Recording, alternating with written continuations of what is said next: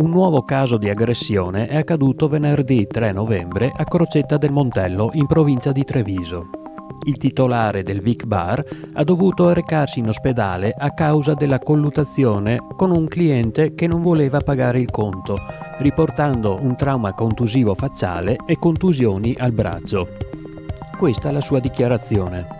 Questo ragazzo ha ordinato una birra, sono andato fuori, stavo per chiudere, di solito chiudo alle 2:30 di pomeriggio e mi chiama là e mi dice che non aveva i soldi per pagare e gli ho detto semplicemente che se uno non ha soldi non viene al bar, non ho detto nient'altro, tranquillamente.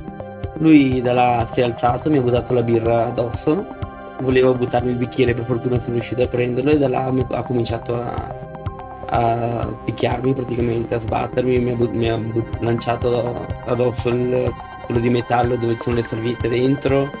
Sì, è cominciato dopo un cliente è intervenuto e insomma, mi ha dato una mano, però insomma era da solo il tipo, comunque sì, viene ogni tanto, ma sì, no che lo conosca proprio bene, sì, non so neanche il suo nome, insomma. Ho un po' di traumi sul braccio, sul viso più che altro, e che le botte in realtà mi verranno fuori più domani, è ancora tanto fresco, però sì, più che altro braccio, arti superiori e faccia. Sì, come mai hai voluto l'intervento da parte, insomma, nostro, ecco, anche Sì. dei giornali in generale?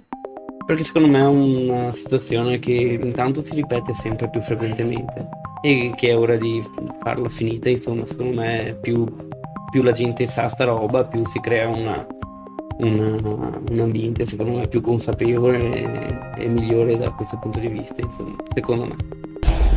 Ieri sera, alle 19:15, il SUEM 118 è intervenuto a Caprile in seguito a un incidente automobilistico che ha coinvolto un giovane milanese di 24 anni.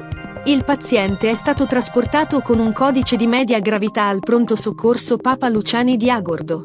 Questa mattina, il SUEM è stato nuovamente chiamato a Pedavena a seguito di un incidente tra auto, che ha causato ferite non gravi a 3 persone. I feriti sono stati portati all'ospedale Santa Maria del Prato di Feltre.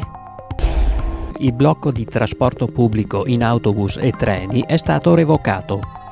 Le tratte ferroviarie Portogruaro, Trieste e Conegliano Udine, chiuse dalle 12 di giovedì, sono ora riaperte.